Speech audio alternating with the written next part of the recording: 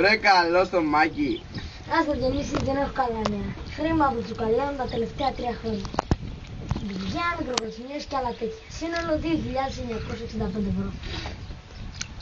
Το θες έτσι, χρέη Μάκη τα τελευταία 3 χρόνια. Μπύρες, εδώ και μπύρες. 65 ευρώ. Για να ξέρεις ότι ο Μάκης είναι εντάξει 10, 20, 30, 40, 50, 55, 60 και τα 5 θα σας φέρω αύριο.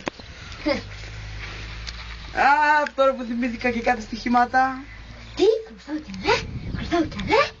Α, τώρα που θυμήθηκα τα μάξι που είχε ρίξει ο γιος στον κρεμό. Ναι, αλλά ο γιος σου είχε ξεχάσει το κυρόφωνο. Ναι, αλλά για ακόμα να δουλειάς το γιο σου.